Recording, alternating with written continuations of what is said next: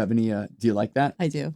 I think It's funny. All right, so I think it was my wife, so it's Julie's. I Mhm. think he was holding something. I think Probably there a was skull. something in the hand. Is I that would what, guess it was a skull, and it's some sort of critique on evolution, but I could be wrong. you're already deeper than I've gone with it. So we're gonna say Although you're right. I'm gonna say, look at how his toes are. So it must have been something that connected. Like, why are his toes so spread out? Well, I mean, he's a monkey. They have Oh, amazing do they do that? dexterity of their lower quadrant. Yeah. We've already done this podcast. We already did it. We did it at the Parlor Yeah, Gallery, we did. which was awesome. That's why I was asking the same questions for the benefit of the group. And that's when Bruce showed up. I know. Bruce the mechanic. You got any Bruce stories? Bruce stories. He's really nice. You met him? Yes, I've met him twice. He came to see Wanda Jackson at the original Asbury Lanes, and he tried to pay like everybody else. Like, hi, I'm here to see Wanda Jackson. Everyone was like, mm-hmm. And he sat in those weird boxes that we put over the ball returns like everybody else. Like, don't fuss with me. She's my most favorite person ever. Like, I'm good. I'm like, okay. And everybody just left him alone and acted like, he was like anybody else in the crowd, which was really cool. And then the second time he came to Asbury Lanes was when the Ribeye Brothers played. He buys all of his records from Jack's Records in Red Bank. I can't tell you how many bands have put on the guest list, like, oh, who do you want on the guest list? Bruce Springsteen. Okay. And you'd laugh. I've never heard that before. And the Ribeye Brothers are like, I think Bruce is going to come. We're like, okay. And he did. So it was very funny because he came and they're like, oh, I think he was like almost like humbled by being, or like he was humble and he was like, oh, I'll pay. I don't care. Blah, blah, blah. We're like, no, you're actually on the guest list. I was like, I have to tell you, bands put your name on the guest list all the time. And this is the first time in 8 years that you've shown up. Do they feel like that's going to like bring the mojo? I don't know. I want to be like, when you're in other music towns, do you also put people that grew up in that town on the guest list if you're a touring band? I think it's like to be funny, but I would have put Danny DeVito or somebody like funny. If you're going to be ridiculous about it. He brings the mic subs for everybody. You seen him? He's got all the advertisements. Yeah, so good. I love it. The only time I ever met Bruce was at Jack's Music. Yeah, I guess he goes there often. I mean, this was a million years ago, but I'm flipping, and then dude next to me is flipping, and he Tim Cronin. Yeah. Mm-hmm. He shouts out like, "Oh, we got that thing you're looking for." Oh, okay, cool. I heard that voice, and I'm like, oh, we're flipping next to each other. Chatted for a minute. Yeah. And that was it.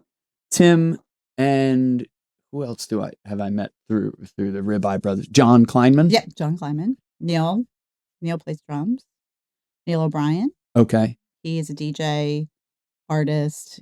He most recently does that boardwalk boogie on the boardwalk where he plays all the disco music and people just Foggy Notion. Yes, Foggy Notion. Yeah. What is this? I don't know about this. It's awesome. I mean, it'll be awesome until someone realizes how awesome it is and shuts it down because people are drinking on the boardwalk. But it's rad. It's like you just feel like it's like lawless. People are just everywhere dancing to like disco music on the boardwalk on Sunday nights from 7 to 9. Just a DJ setup, just real simple. Great. I don't know why it's great, right? I don't. It just. Where does he set up? Layla. Loda. Whatever the one goes to. The one that used to be. Oh my God. API. Yes, API Club. You see, folks. The reason we can't recall what's going on in a town like Asbury Park is because the nature of Asbury Park it's replenished itself. It has fallen apart. It has been built back up. It's been exploited. It's been revitalized. It's been everythingized. Yeah.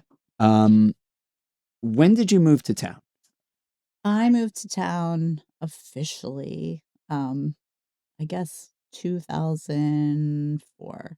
It's 2003. I started coming here to work on Asbury Lanes, the original Asbury Lanes. So I was like commuting. I was staying with a friend who lived in Ewing. So I would drive back and forth while we were working on the lanes. And then I was like, this is nuts. I'm not doing this anymore.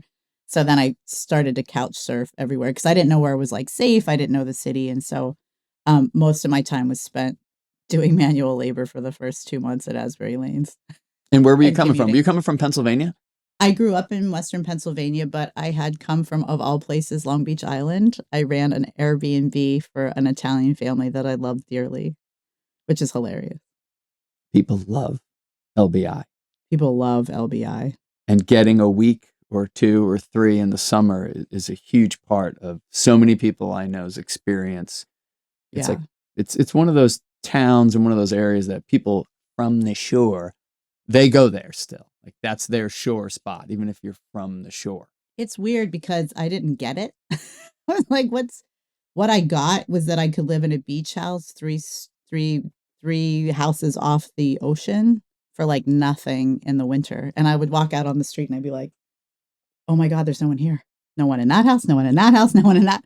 I feel like I have my own beach. So it was really about being a kid that grew up landlocked, understanding the beauty of getting out of your house and walking to the ocean and jumping in and then coming back home. So I think for me, it was more about I never understood beach culture. That is really beach culture. Like everything revolves around the beach.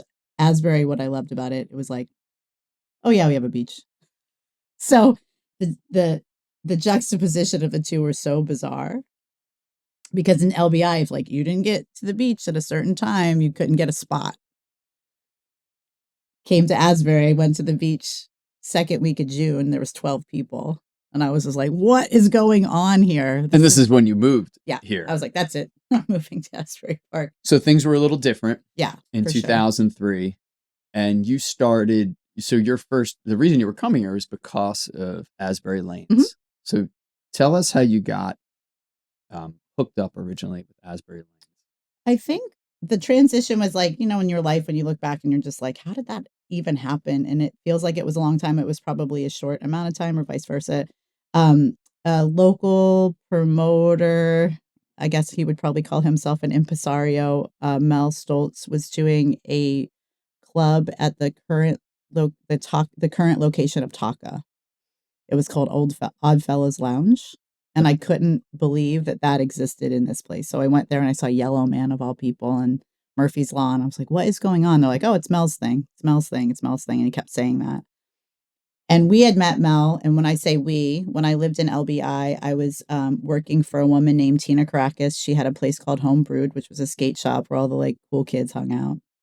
And I had she is a fashion designer. She did all sorts of fun things, video shoots and photography. She never doesn't look amazing. Crazy, right? Never doesn't look amazing. It's crazy.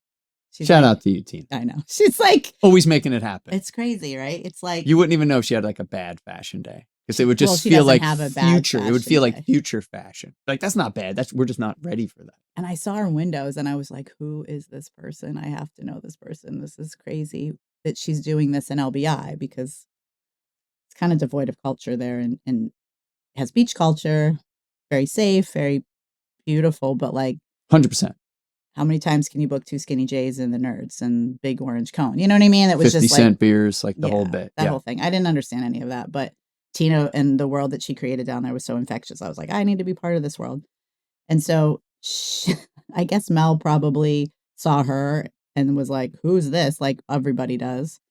And I think we had met up at the Catch, that club in LBI. And we're like, what are those people doing here? He had, a cowboy hat on or something. And so, of course, their worlds like connected. And then they became friends. And we went to visit him in Asbury Park. And at that time, because no one was around, I think he had like the place where I'm going to make today's references where Killer Pies used to be. I remember him having a hot rod in there and birds flying around. And it was just like this abandoned building. And I was like, how are you in here? And he's like, no one's here. I'm like, what do you mean no one's here? So I was very intrigued by the fact of an abandoned town that's not really abandoned, but kind of abandoned. So I was like, we should do something here. He's like, oh, I'm already doing something. I've convinced this guy to give us a bowling alley. What? What are you going to do with a bowling alley? He's like, I'm going to book bands in it. And I was like, okay, sure you are. But he's like a P.T. Barnum. So he convinced this owner, Ralph Ailes, to let us totally transform his business. That wasn't necessarily his primary source of income, because, not to get into the pit of things, but his location of Asbury Lanes, 209 4th Avenue, is part of a bigger eminent domain. I don't know what the word would be. Like when the city sold the waterfront to Asbury Partners, they got a parcel that worked from all the way from the waterfront back to Grand Avenue. So 209 4th Avenue was in this parcel. And what that meant is that the person who held the deed to this sort of parcel could come in and say, I'm taking your property. Thanks. And so they were like, we can't conduct business this way. And they had started that business in 1960.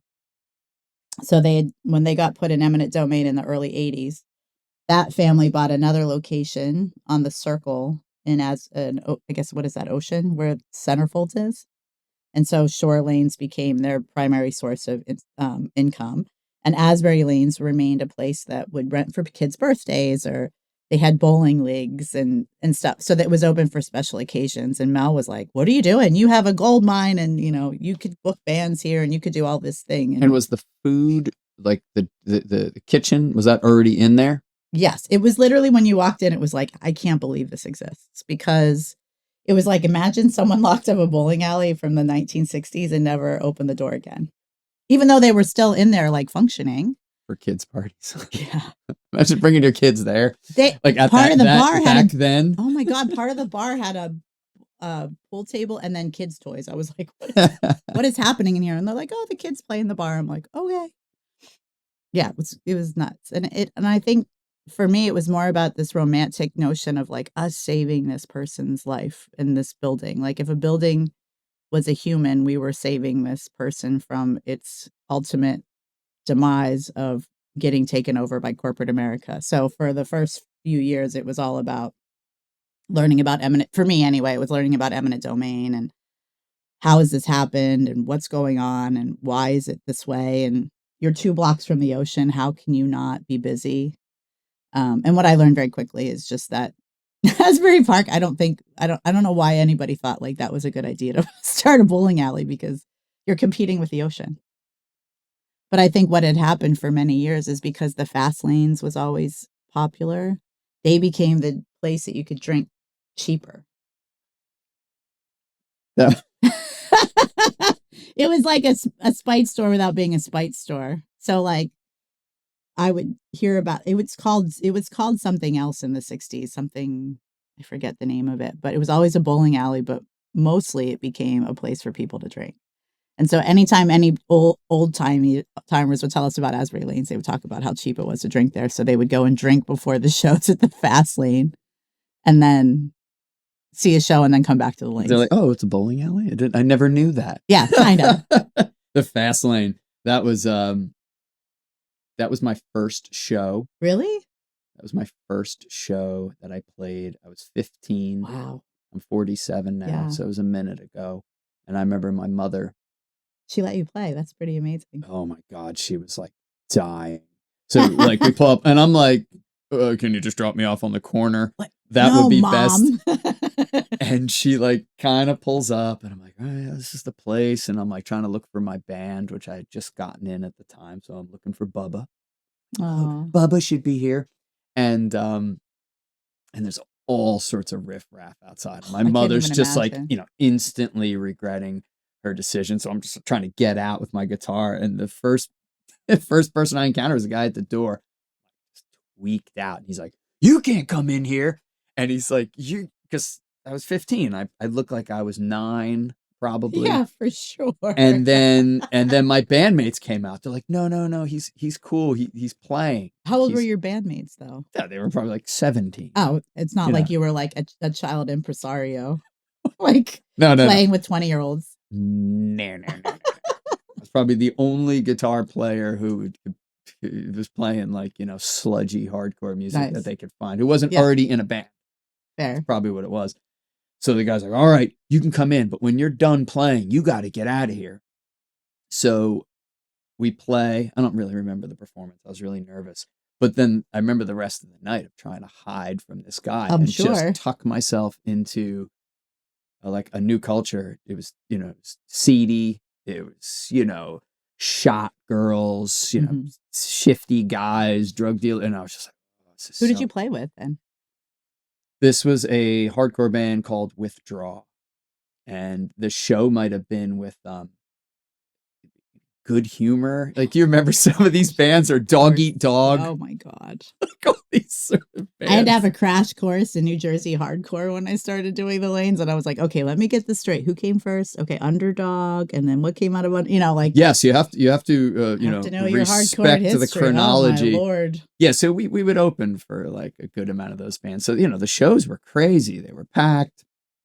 And, we weren't really very good, but we were right in there. And that was that was like my real first taste of Asbury Park.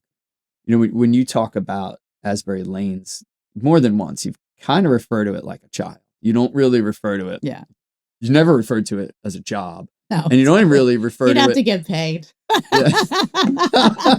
think by definition, Oh, get okay. paid. So it was one of those things. We can't use that. Someday we're going to get money. We're going to be able to build a hostel above here and have bands stay. And then we're going to take over the Baronet. We're going to have a film festival all the time, so yeah, you'd have to get paid for it to be a job.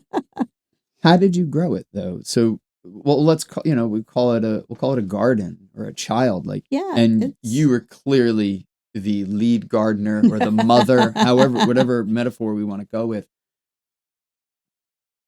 Were you always that type? Are you like a nurturing type? Are you a catalyst by nature where you're looking to turn something into something else, bringing people in to grow things?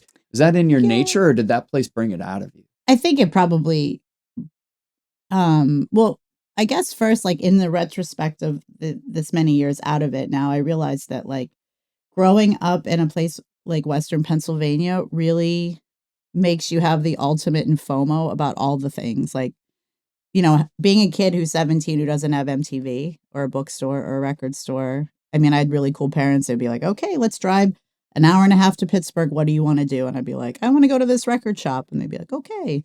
So counterculture things always they're totally enamored me. And so here was this bowling alley that had like I pulled up on 4th Avenue. Tina was like, we're going to go look at this bowling alley with Mel. And I'm like, for what?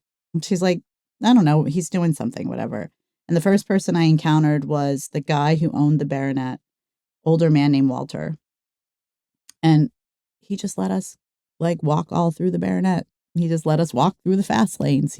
And I was just like, who's taking care of these places? He's like, I am. And I'm like, nobody. Mm-mm. Nobody will. And then when I saw Asbury Lanes, I'm like, no one loves this. No one loves these places. Why does no one love these places? These are amazing and blah, blah, blah. So I think there was part of me that's always been like the kid that wants to help the kid that doesn't have something, like in school. I remember being like, I grew up around a lot of like country kids, I called them, like poor white, kids, and like, oh, I don't have any food today. And my parents are lovely hippies. They're like, oh, you're going to go to school today with avocado and sprout sandwiches. So I'd be like, oh, do you want my sandwich? They're like, no, I'd rather be hungry than have basically. The sprouts. Basically. But I remember having this notion of knowing that people that had less than that you could help them. I don't know. I'm sure it came from my parents instilling, value systems that they wanted to impart on me that somehow just got in there. But I failed out of college for always trying to make things happen. So I would be in the art building.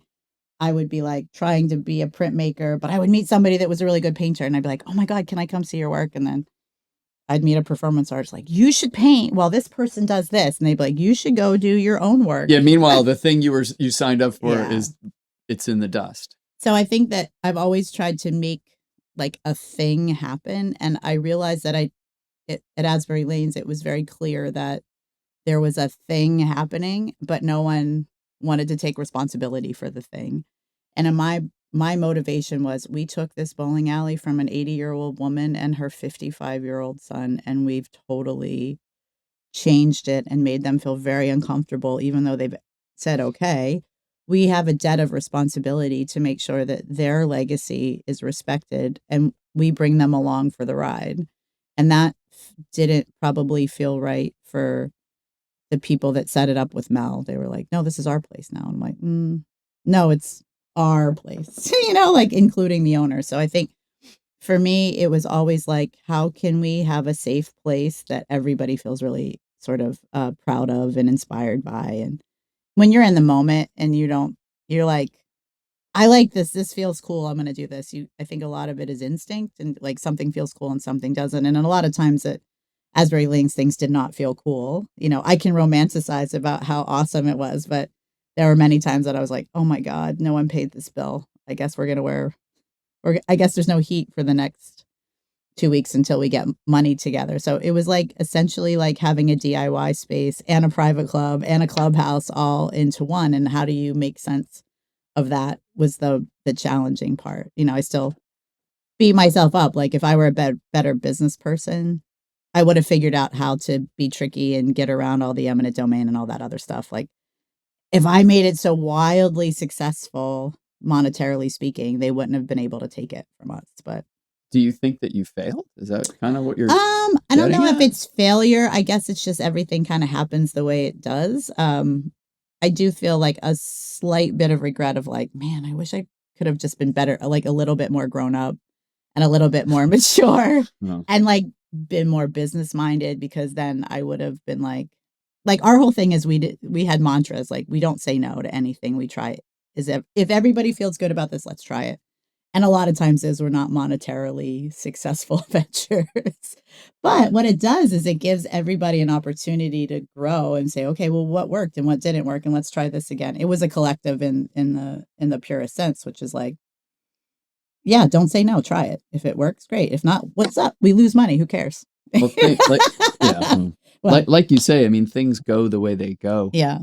I mean, so you could also say, like, if you were a savvy business lady, it could have gone to hell. True. Quickly. Because I would have been like, oh, well, that doesn't, now that I'm out of it and I meet booking agents, I was like, ooh, we were not the normal booking agents, because it was like, get the most money as possible and the most people in and make them, I haven't been to the new establishment that shares the same name myself, but like, it's so polar opposite of the like mantra and the like sort of value system we had, which was like, for $20, we want to make sure you can come get a drink, eat, and see a show. Now it's like $20. It has to be more than that to get in the door, So it's a very interesting, I often say to myself, it's interesting to watch a corporation that has so much money fail so miserably at something that's not that difficult, and if we had the money, would we have failed as well? Like, I don't know. It's, is it better to have vision and money, or is it better to have vision and no money, or is it better to have all the money and no vision? Like, I don't know. Here's how I know that you were successful, because when so many people that I know and I've known and I'm sure I'll meet in the future refer to the lanes as a touchstone for them, as a place that was a personal catalyst for them to meet others, be it music, be it just social culture, be it car culture. Yeah, totally. And your name in those conversations, if they knew you, is it's wrapped right in there. So that's how I know, like, you did great, because you're personally a part of so many people's experiences. That's amazing. I feel very lucky that the universe gave me this little opportunity to like I had moments with thousands and thousands of people that we shared, that was kind of after it was over, the thing that I realized I missed the most was watching people have experience. It's literally the coolest thing to see someone love the band and scream and have the best night of their life, or, watch a burlesque dancer, I don't even know how to explain it, like to feel accepted in your body and be naked and people are like, yay, I don't, like there, and that sort of spirit of like anything goes and we accept you in all your weirdness and all the things, I think was probably just a direct correlation of being a weirdo growing up. And I had nothing. I had no group. I had the 5 friends that had the band in the garage, and we'd go see our punk shows together and blah, blah, blah. But all of a sudden it was like, oh, there's thousands of people like me. That's so rad. I can't believe it took me till I was 30 to meet them, and that was probably the coolest thing, was being able to see a very diverse group of people come together to like have a shared experience. What are some of the highlights like that make your heart swell? Like when you think Mine of, are very nerdy things. It's funny. We are about to embark upon a year of reflection because it'll be 10 years it's closed next year, which is wild because it will be closed almost as long as we were open. And that chunk of my life, which was like 12 years, is almost like, how did it felt so long? And now it feels like a different kind of length of time that it's been closed because I probably ignored it. But there's a friend of ours who's documented all the lanes, all the years, and he has like 10,000 pictures. So he had asked me to write my love letter to Asbury Lanes to begin his project. And I was like, I can't do this. Like, I've written so many love letters to the lanes or whatever. And he's like, well, just start thinking about. So I'm actually active in this, like trying to call upon memories, oh, which is really cool. and this is for a book project? Yeah. Mm-hmm. It's Is very Mike? cool. Yeah. Yeah, I saw him post about it. Yeah. I'm very Today, actually, I excited. saw some pictures. He's actually, I guess it's a secret, so I won't tell you about it, but I'm telling you about it. So, So is it? yeah, I don't know. I'll tell you. I can tell you, and if it's a secret, whatever, we'll deal with it. But he, all these years we've been working on a documentary. It gets to the point where you have to do release forms, and because iStar owns it, we're never going to get a permission because now they own the branding of the lane. So I think for Mike, he was like, I can make a book. I can do anything I want. Like, he's rebellious like myself. So it's for all these years, it's been about like, what's the workaround? So a young gentleman worked very hard on a documentary, spent hours and hours and hours interviewing all these people that started it.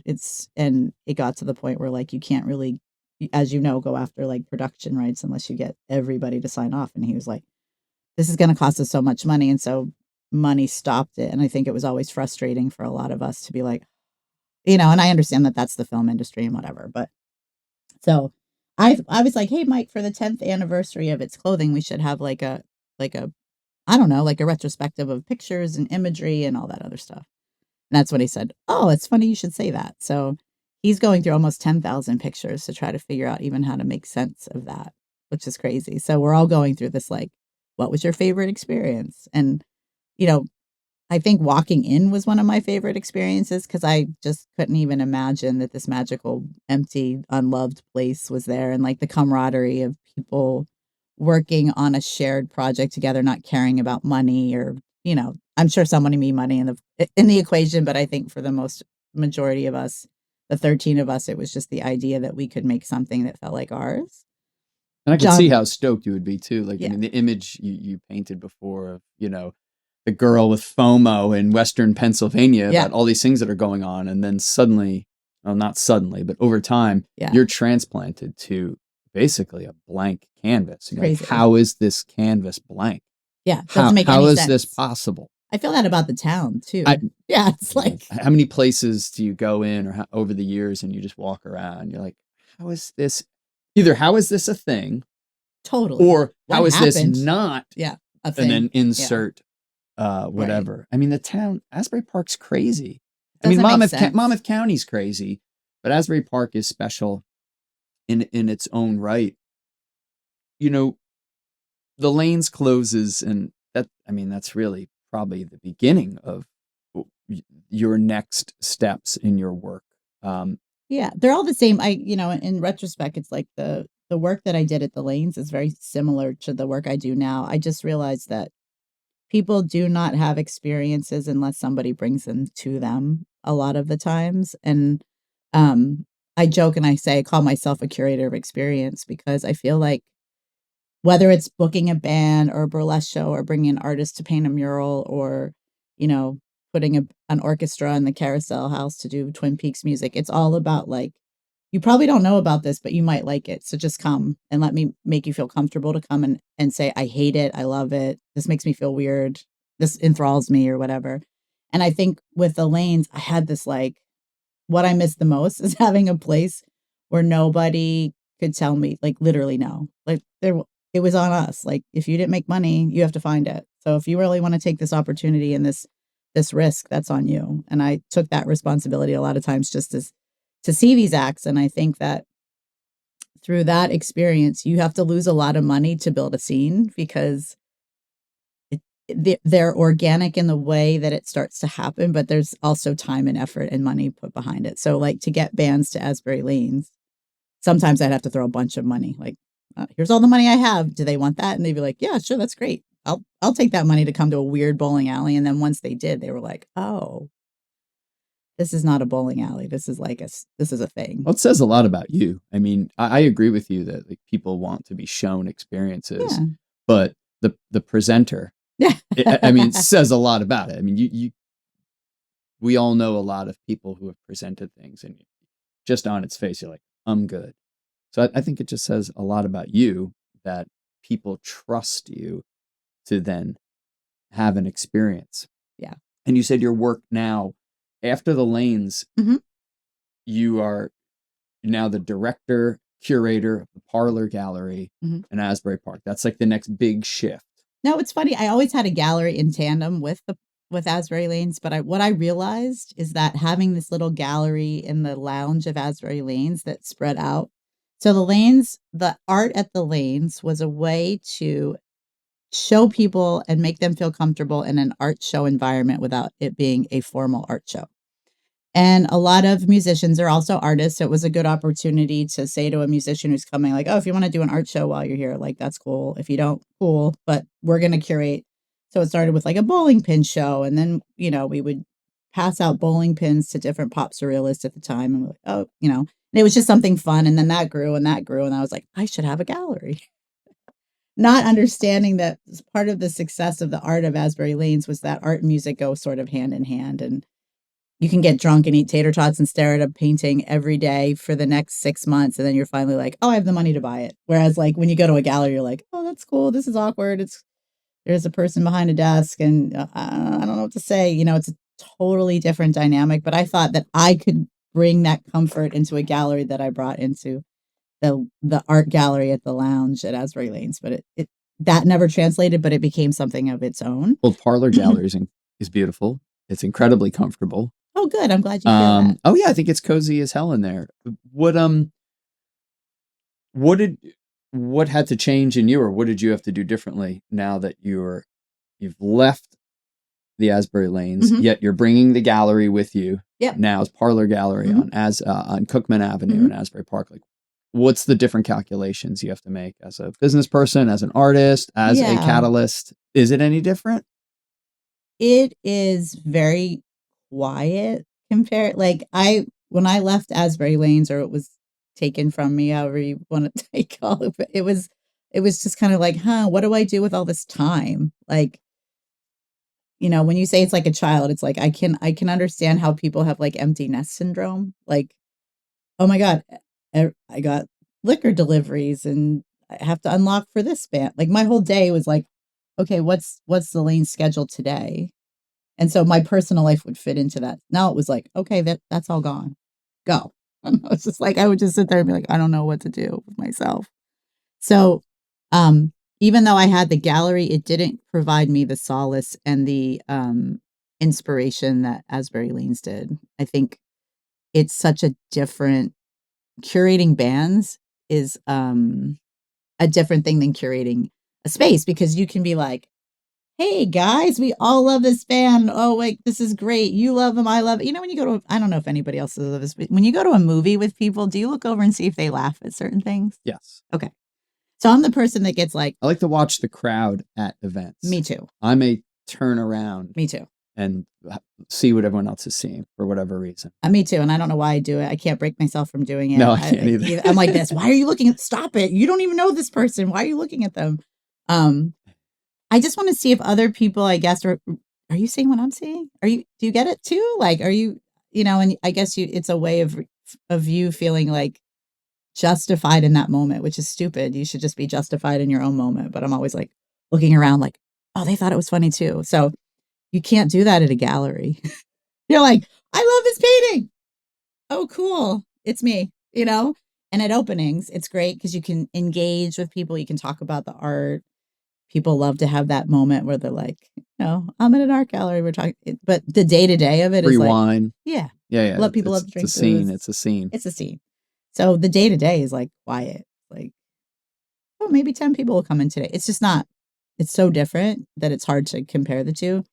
It is part of my curation that it's about bringing art to people, whether it's music, performance, installation, murals.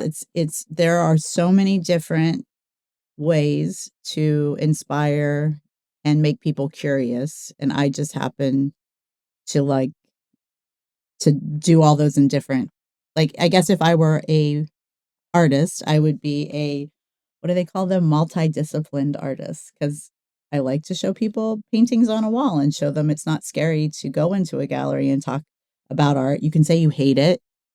You can say you don't get it. You could say, oh, this is crazy. This is $20,000. And oh my God, this is only $50. Like all of that is valid and normal responses to that experience. I'm not a museum. I'm a gallery. So at Asbury Lanes, it would be very similar. What's this band about? Do I really want to pay this much? Tell me the truth. Is it really that good? And yes, yes, yes. And then when you're there, you have the moment of like, oh, okay, I get it. This was great. I felt really insecure about coming because I didn't understand what this band was about. Now they're my favorite band. So I also do curation in the form of public art, which probably is the in between what I do with Parlor and what I did with Asbury Lanes. And this is the Wooden Walls project. Mm-hmm. Okay, so tell us about the wooden. Another great name. All the names are great. Was Parlor your name?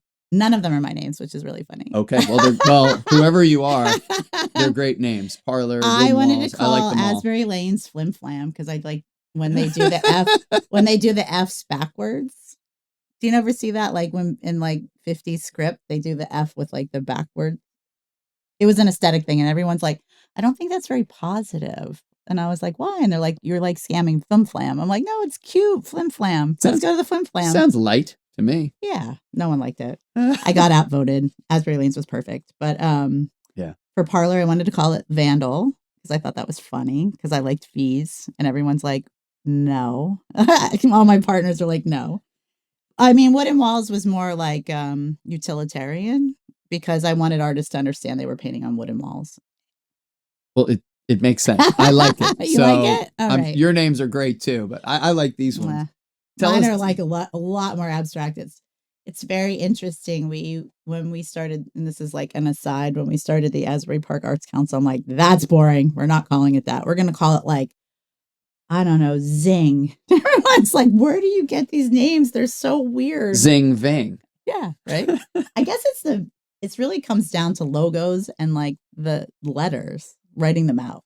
I don't know. Anyway. So you're less responding to the sound of the word and then to how it can look written or stylized. See, you're a musician, so you hear the sound of it. Yeah, that's right. I see the look of it. You're seeing how it will look and which font and color and contrast around it and et cetera, totally. Size and proximity to the art.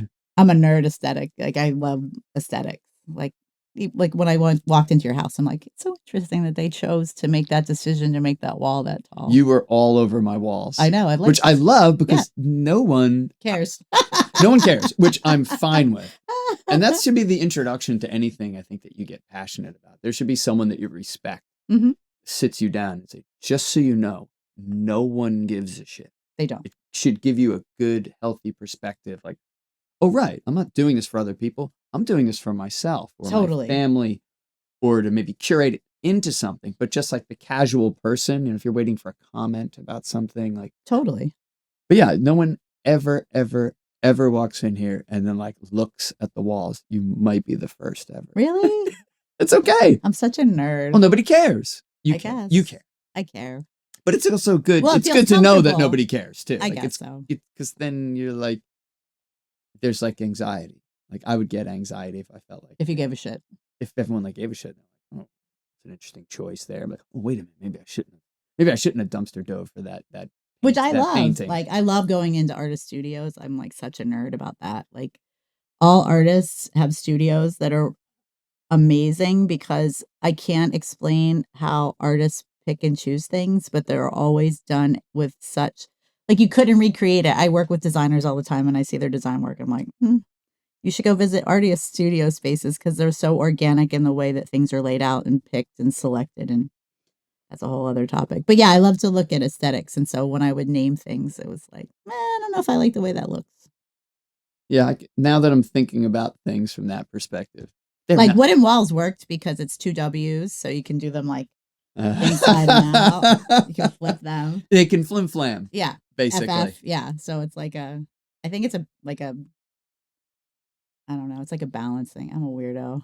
I'm a total weirdo. The symmetry. Yeah. The symmetry. You like butterfly wings and I like symmetry. Yeah, it's weird. I mean, that is the basis of beauty, so I'm not surprised by the fact I like symmetry. Yeah, it seems to be a classical basis. Yes. Yeah, it's just measurements. So tell us about wooden walls. What is the wooden walls project? Basically, that was my love letter to heal me after Asbury Lanes, is because I had so much time. It was terrifying to me. So I was like, I'm going to start a mural project. And I'd always been sort of like, at Asbury Lanes, we would do activist signs all over the Baronet when they would try to take it. So we would have like craft night where we would make signs like, please don't kill me. Don't take me away from my family. And, we would do like art activities. Eminent domain with the we would buster do through it. Yeah. And then it turned into like, let's paint on these walls, which turned into let's do a mural on the wall on 4th Avenue. And every time they would tear down a building, we would paint it just to make ourselves feel better. Or I would facilitate somebody painting it. The best known mural is probably the Shepherd Ferry. What they call it, the Mount Rushmore of punk. Do you remember that? I never heard that term. What? So when all Tomorrow's Party, which was a music festival that came to Asbury Park, sure, Shepherd Ferry was the artist for the festival. So he did a mural on the side of the fast lanes that was different punk icons' faces. So they lovingly referred to it as the Mount Rushmore. That makes perfect sense now. I wasn't thinking correctly. So murals in public art have always been a way to, it's a political thing by nature. It connects people, even if they didn't speak, historically speaking. You can get into the nuance of graffiti versus public art, but they all have a statement to be made that can touch upon people that might not understand the political or aesthetic point of view. If you didn't speak the same language, using aesthetics and figures and colors to evoke emotion. And so I think a lot of times we would do that to make ourselves feel better, or at least I know I was like, oh, let's get an artist and paint this. This will make me feel better that they ripped down this building. And well, you mentioned politics, and there's politics in getting permission to even paint these spaces. So when I think of you, I also think obviously of all the artistic work you've done, but I think of you like politically connected in so much as obviously you're on some councils, but just being aware. You seem to be a good historian of some of the political history of the area. I think to fuck things up and to make change, you have to get in the system. Yeah. So I was like this, how do we get rid of eminent domain? I have to learn about eminent domain. How do we get away with to this day, I'm still trying to come up with different things and policies that will help ensure that public art and arts and culture can be the foundation of the way that we think of our city, because I think Asbury Park has always been a place for arts and culture. It's always been a place where people came to consume. 100%. And 100 years ago, it really was the beach. It really was. And the music. And the music scene. Always music, though. Always the music scene. Yeah. Just early jazz. I mean, Josephine Baker performed at the Paramount Theater. That's amazing. Like unheard of. Amazing. Unheard of. Like, why? She was super famous in the 20s. Like, that's a big deal. Well, you've seen the photographs of the boardwalk in the 20s. It's like, it's fancy. Crazy. It's fancy. Yeah, everything's a cycle. I think we're going back to that direction, which won't work either. I don't know why people get so shocked when shit doesn't work. You're like, you should start making designer parasols right now. I should. Actually, in all seriousness, just thrown out in the universe, not too many people rock the parasol. They don't. You'll notice certain cultures will often have one, but everybody could use one. So I'm throwing that out for all these like business people. See, if I had a better business APP, Asbury Park Parasol. There you go. I don't know, something. APP. Yeah, that would work. It's going to look okay. So Aesthetic check. with Yeah. the politics of it, can you Yeah. take us through a little bit? Because I think most of us are completely ignorant of political process. Mhm. So, hey, that's a big empty wall. It's ugly. Hey, you know what would look gorgeous there? What is the process? Can you break down sort of like breaking through it's so power, as nerdy. Ralph Yeah. Nader might call it?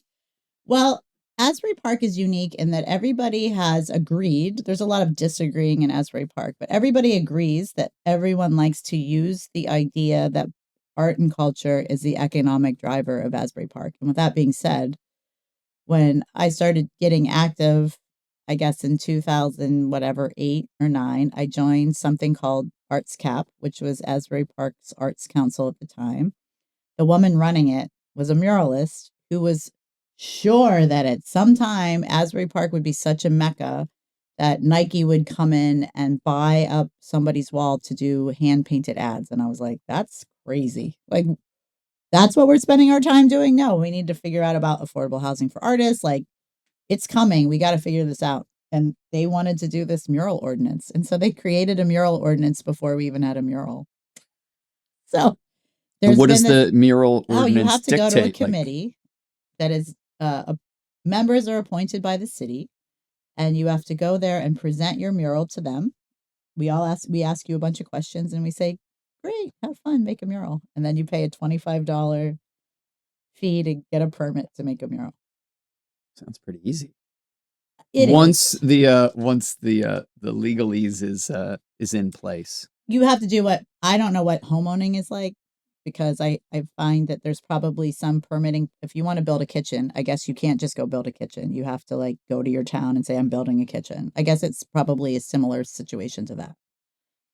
I have to make, like, when I do a mural on the boardwalk or in anywhere, or if you want, say you want to do a mural tomorrow and you find a wall, you go to the owner, you get permission from the owner, you do a design with the owner, you take that design, you fill out an application about, like, the mural will be on this wall. This is what it'll be made out of. This is who's sponsoring it. This is the color palette or whatever. And then once it's approved, then it's official, which at the time I was like, we need to get rid of this. But now I know why we have it, which is not everybody has good sense of taste. Right. Go figure. Yeah, like I'm sure, like, one of my kids would have a wonderful idea for an open space that's just not going to be appreciated by anybody. I'd probably be into that more than some of the things that I see. Biggie Smalls eating pizza. Like, no. That one's done in Brooklyn.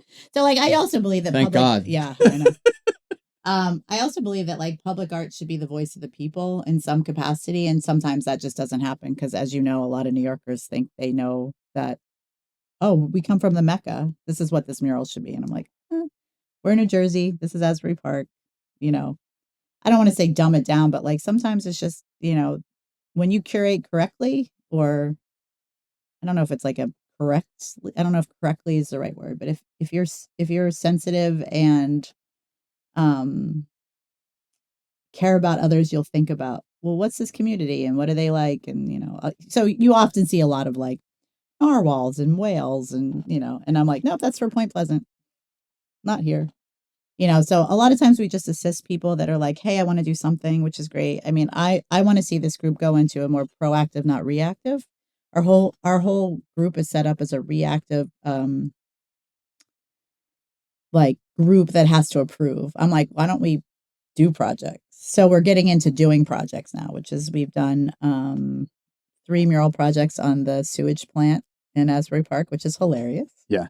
To see brides take pictures in front of a sewage plant. I know. And that's such a mystery building too. I mean, that's like the most mysterious brick structure ever. I have to tell you, I had to research about the history of sewage in Asbury Park. James Bradley was one of the Bradley Beach name, right? Bradley Bags, Bradley Beach. James Bradley incorporated our city. He was super into public health. So we had one of the most advanced public health sanitation departments in the country. When the World's Fair did the World's Fair in Chicago, they consulted, James Bradley was their consultant on how to do public sanitation. nerdy stuff. You went deep. I did, because I felt like I got to respect these people that feel very proud of their work here at the sanitation department. And it's run by this guy named Rudy. He's great. He's a guitar player. He has a band, but he loves sanitation, and he's won awards for his sanitation stuff. So I wanted to be like, meet him with enthusiasm about his enthusiastic acceptance of our murals on the outside of his building. It was right after COVID. I had my mask on. We were doing a tour, and I just was like, I don't know what I expected, but I did not expect seeing waste and smelling waste. And I was just like, I'm going to pass out or throw up or one of the both. And I can't, because I don't want to like be disrespectful to this guy who's very passionate and successful in his line of work. But I was like, I am seeing all of Asbury Park's waste right now in this big, huge vat. Yeah, it was crazy. But what I learned was very fascinating. And we helped artists who have never painted murals before paint murals. So that was very exciting. And now we've done it 3 years in a row.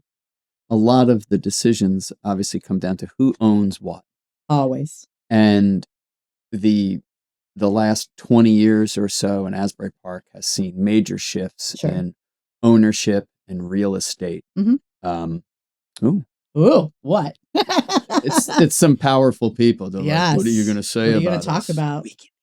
Don't ruin my investment. Yes, don't ruin my talk investment. About shit about real estate. Well, let's talk about Sackman Realty then right away. Yeah. Well, in all seriousness, I would like to. What is your assessment or just your take on the past 2 decades or so of real estate development, be it Sackman or maybe there are other players? I'm not terribly steeped in it, but I know many people are interested. I get asked questions about it. I do.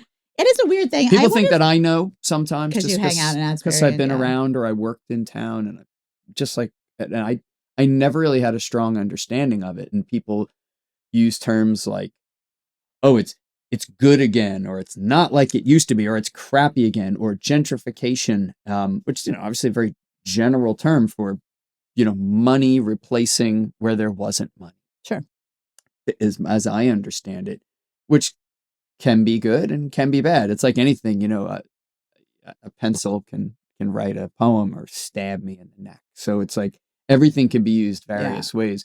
What's your take on Sackman and just the changes? And maybe you don't use terms like gentrification, but what's your take on all that?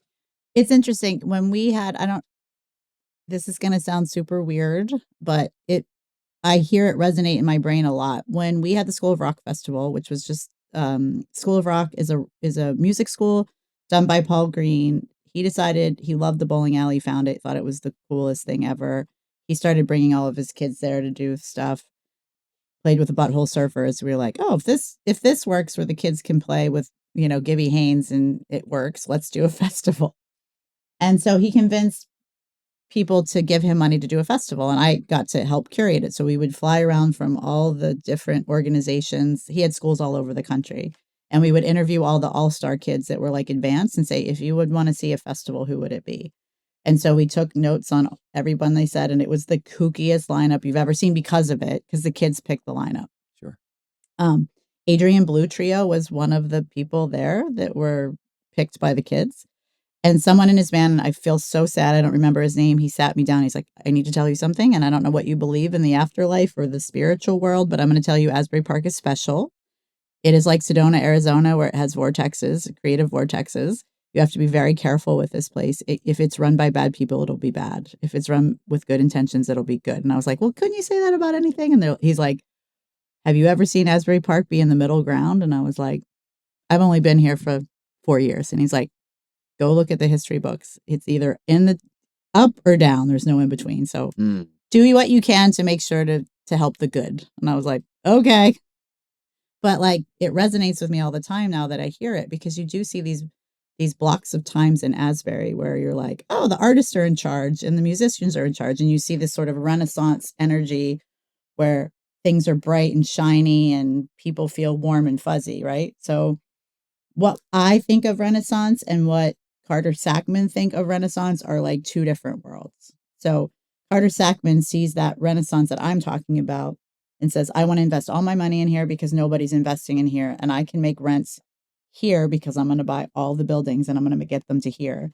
And the city doesn't see what's coming because they're so happy that someone wants to do infrastructure and landscaping and da da da, da, and so all of a sudden the city government of people that love this city because they've always loved the city and they're in this volunteer position because they love the city are sold something because they want to believe that it is true. And then after years of developing, you're like, oh shit, guess what happened? Somebody has a monopoly, And so um, the game Monopoly is very akin to what happens in Asbury Park. So we tried to buy the lanes. We had a group of people that were interested in helping us buy the lanes from the owner. He wanted out. He was he hated iStar, which is the company that ended up acquiring it. He did everything he could to ensure that they didn't get it. And then a gentleman bought it under the guise of, I'm going to take care of the kids and what they built, and then flipped it to iStar because he knew that the owner of the lanes. Is that a move? Is that like That's a move. Yeah. You were not aware of the move at the time? No, I was blindly trying to raise money to buy the lanes, not knowing that. So like a shadow partner yeah. as a private buyer kind of thing. Also, what happened is what I did not understand in Asbury Park, there is something called lot by lot development, which allows for one corporation like iStar to dictate what happens in this block of land. So all that work I was doing, I didn't know a lot of people at the city then. They probably would have just stopped me and said, Jen, you can't do this because you would have to buy the whole block. And the whole lot was the Salvation Army building, the house beside the lanes, the fast lanes, the Baronet, and one other place. So in order to develop one of those properties, you have to have all of them, just like in Monopoly. To build hotels on Park Place, you have to own Boardwalk Hall. I didn't know that. We were all very excited it was going to happen. When it didn't, I was like, well, why does iStar still want it? Why does this guy want it? And I realized like, oh, he's just playing Monopoly. So he bought the Baronet, but he disguised it in like, I love this town. You guys should book in there. So I booked a bunch of shows in the Baronet and the fast lanes while he had them. And then he flipped them. And one by one, he would flip them, not to make it look. And he knew he couldn't get the lanes because Ralph, the owner, knew better. And he just wore him down and said, who would you rather own it, iStar or me? I'll do the right thing. And he didn't. He flipped it. Immediately? He waited a year. He has like people don't change their stripes or whatever. Leopard, what is the term? Leopards don't change their spots. I was like watching this happen and being like, he's not going to own this place. Like, this is not, he's a land developer. Like, he's not a cool guy. He's not like somebody who cares about what we do. And I kept saying like, does anyone else see this? And they were like, no, you're crazy. We're going to be fine. We're going to be fine. And then he flipped it to iStar. And that was how iStar was able to build the Asbury Hotel. Like, if they would have never gotten Asbury Lanes, they would not have been able to develop Asbury Hotel because they needed the whole lot. So it was the last piece of the puzzle or the pie before they could start developing the hotel. Yeah, so it's like the politics of eminent domain are very ugly. And it is only done so one landowner. I mean, iStar owns 33 acres of Asbury Park. That's like detrimental to the idea of diversity. They wrote in the master plan when they did this deal for $30 million in the 80s that there will never be affordable housing in the waterfront or 6 blocks behind it to get back to that place of wealth that they saw in the 20s. So in the 20s and the 30s and the 40s, what you had, the vibrancy of the town was all the rich people of one color could go to this space. You'd have to wear your Sunday best because you're on the boardwalk. But then each block had its own sort of like characteristical hotel.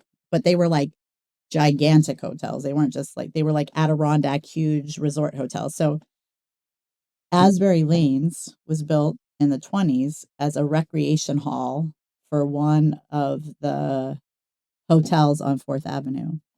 The cinema was built as the cinema for one of the hotels. So we're talking like extreme wealth, enough that you could have your own movie theater for your guests. So that's what they're trying to get back to, is this idea of extreme wealth. Do you think that if you were to be in their head, and maybe do you think they think it's going well? I don't know how they think it could be. It was going miserable until COVID. They built that ocean club that Yeah. no one was buying it. In fact, the whole, I don't know if you probably don't follow politics, but they Not were too much. they were trying to build a beach club on the boardwalk on the site of the largest segregated swimming pool on the East Coast. And everybody kept fighting, like, historically speaking, this is a horrible place to put like a uber wealthy private club. You just can't, like, no. Just get a bad mojo. Oh my God. It was just like, who does this? And I'm like, of course they're going to do it.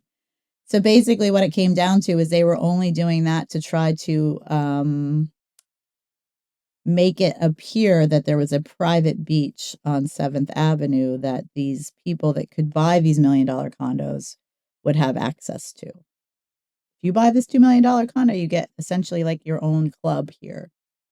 Because who would want to like mingle with other people?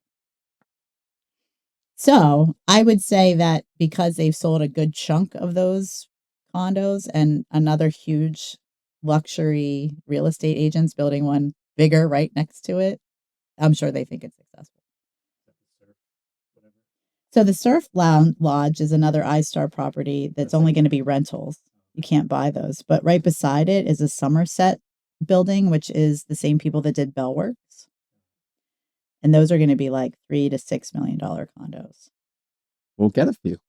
Yeah. Let's get a few. Let's do the show then. The problem is that people, what I've learned is that marketing dollars are so important, because literally in 6 years, with a massive investment in marketing, iStar has gotten ads placed in every magazine. Like, so now marketing isn't like, oh, I'm going to give you money and here's an ad. Marketing is now like, hey, you're going to go to Asbury Park and you're going to tell me about all the great places that I own, and then you're going to write about it in Rolling Stones. And so the influencer model. Yeah, but before the influencer model, right. What would become the influencer model? Yeah. And so this became the best place to visit, from the best kept secret outside of the Hamptons, from Labor Day to Memorial Day. So we went from a seasonal, semi-seasonal, mostly year-round community to like, it is now a seasonal community. What's your ugly. I know. I want to So like like, turn this around. I know. It's getting so dark. I mean, break out the scotch. I know. I mean, I think gentrification, I guess what my problem is that I don't understand how we're going through this, knowing that this has already happened once before. Like, we saw the model, we saw where it failed in the 30s and the result of the riots in the 70s. Like, why do they think that won't happen again? Like, we haven't changed anything. So who's going to change the model? Meaning that, like, if you are a community well-versed and grounded in arts and culture, you will have a year-round community, because those people will come to visit you year-round because they are motivated by the idea of being inspired and elevated. If creators can't live in the town that is being driven by that act, you're screwed. Like, you won't have people to drive your arts and culture economy. Right now, we're back to a consumer colony. So who makes the most money in town now is bars, restaurants, and real estate. There's plenty enough. Yeah. Plenty of liquor licenses in town to go around. Crazy. That's for sure. And I mean, it always was like that. I mean, these liquor licenses have existed for years and years and years. It was based on how many people live. But my thing is, like, it needs to be revisited. And this is a very unpopular statement, but it needs to be revisited. If people aren't living here year round, then we don't have the same population that those liquor licenses were sort of negotiated on. But now they're worth $1 million. Like, Carter Sackman bought the last one from the Saint. And I don't know what he got for it, but someone told me it was upwards of $1 million. Who knows if that's true? But so what's your projection? Something needs to change. The next 5 or 10 years. Do you have like a personal projection or vision? I'm trying not to be like,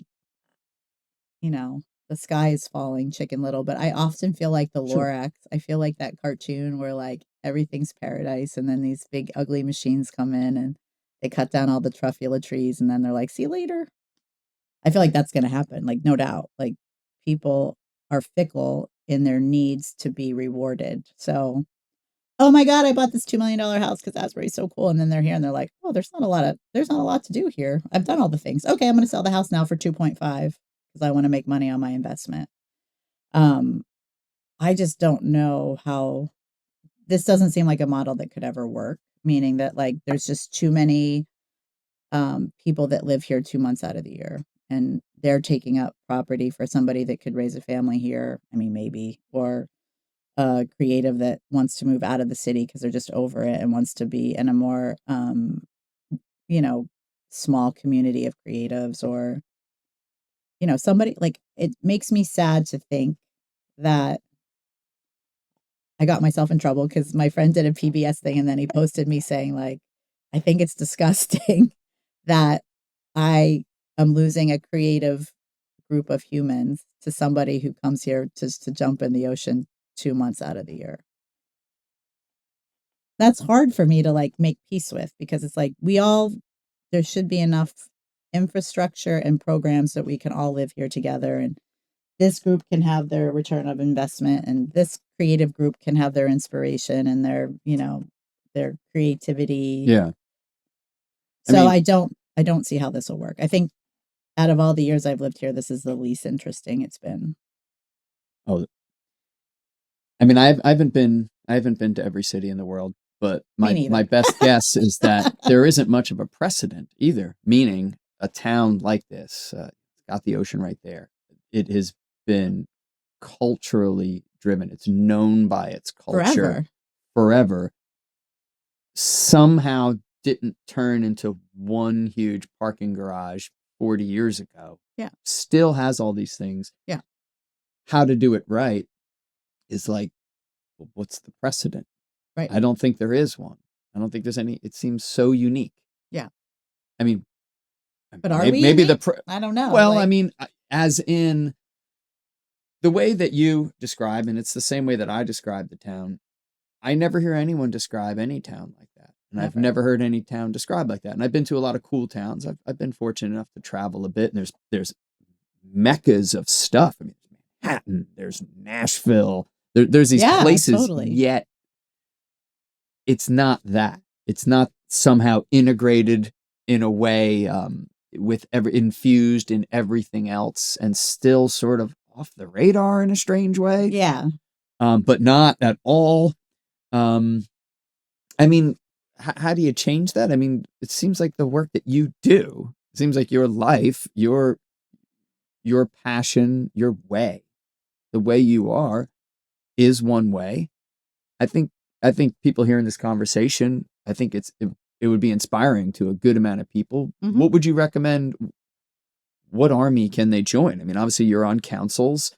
So maybe there's an artist who's like, I have an idea for a mural. Totally. Maybe there's someone who's not artistic at all, but just loves the culture and just loves hanging out and just being in a chill spot. Yeah. What are the things that like folks can do? What can they show up at? What can they join? What can they say? It's interesting because I don't know, like I would love to be able to interview the people that are now coming into Asbury. I'm still like, oh my God, those kids are running around eating ice cream on their bikes. Where are their parents? Because I still have the mindset that like Asbury is this like place that you can get robbed, right? It's not that place anymore. It's super safe.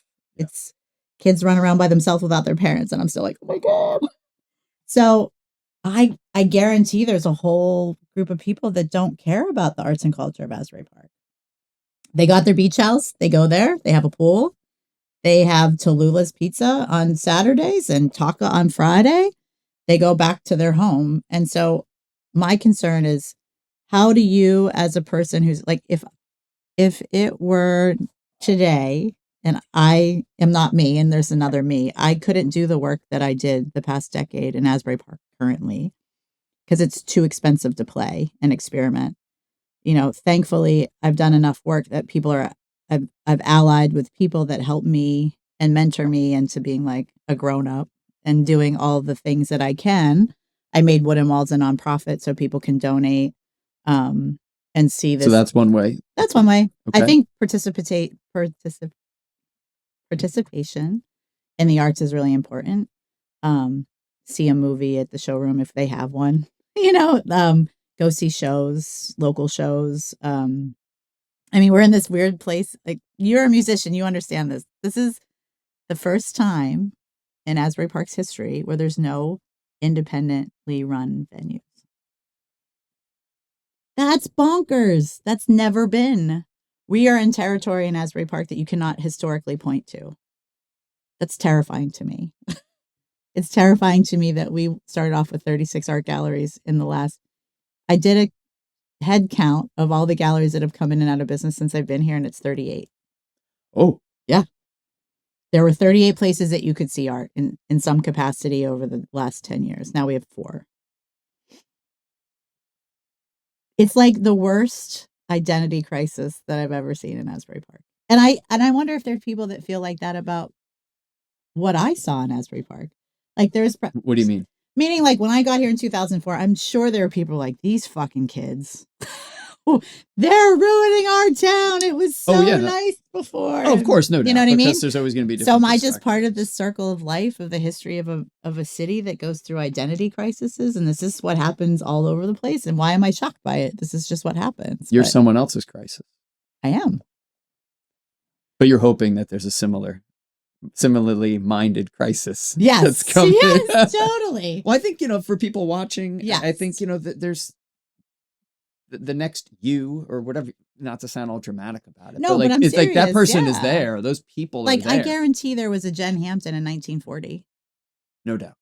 I mean, I think I told you about this. Kay Harris, who has the Asbury Park Museum, she holds all the history of all the clubs on the West Side, all of them. She has all the pictures. She has made it her mission to do all these things to keep memory alive of this. I mean, the West Side had the most Black-owned, like, record labels on the East Coast. Like, the history of Asbury Park and all of its components has been pretty magical. I mean, if you go on her website, Asbury Park Museum, whatever, there are bullet points of all the things that have happened in Asbury Park. And it's crazy. You're just like, did someone make this up? Like, this seems like some wacky movie that doesn't make any sense. So I have hope that will continue. I don't think you can take away the rebellious spirit of Asbury Park, like, from the African Americans who inhabited the beach when it was segregated. I don't know if you know the story, but the beach in between Ocean Grove and Asbury Park is the Black Beach historically. It's where all the waste, I mean, it's kind of ugly. It's where all the waste from the steam plant ran off. So nobody wanted to go there. No fancy white people wanted to go there. So the Black community was like, I'll go there. That'll be my beach. And they're like, you can't go to the beach. You're African American. And they were like, well, here's how it's going to be. We service all your restaurants and your music venues. So if you want us to work, this is the beach we're going to go to. And they were like, okay. So essentially the African American culture was like, segregation, forget it. We're doing what we want. So, like, I understand that there is a rebellious nature that happens here. And I don't think the norm that's happening right now will survive. That's because we've always been a community of visionaries in some capacity. I mean, even James Bradley, for all the good and bad, he was a visionary that was like, we have no tourists. We should get a boardwalk hall like Atlantic City has, and we should spend all the money the city has on it. And now we have the Paramount Theater, the Convention Hall, the Carousel House, the steam plant, which was also, these were all buildings built by the same architects that built Grand Central Station. Like, that's crazy. But when you're a visionary, you don't think of things in dollars and cents. And it wasn't a good business plan. So if we're going to, and he was the guy that was like, oh, you know what? I'm going to do this. I'm going to make this place, Asbury Park, the sanctuary between the sin of Long Branch and the sanctity of Ocean Grove. And everyone else is like, yeah, sure, let's do that. And then all over the place, speakeasies popped up.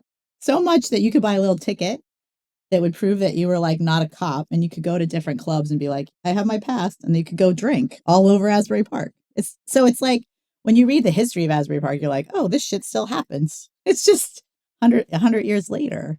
Well, I have to believe that rebellious spirit is there waiting for more people like myself to fuck shit up. I totally agree. I think you've fucked shit up in the correct way. It's in a Trying. way that I identify with. Mhm. I think it's in a way that many people identify with. And I think you're right. There's another visionary just waiting out Totally. there.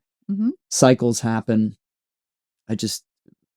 I appreciate what you do. I Oh, appreciate what thank you've you. done. And I know I speak for a good amount of people when I say that, because I've heard it Oh, many times. Your name is synonymous with a lot of positive things.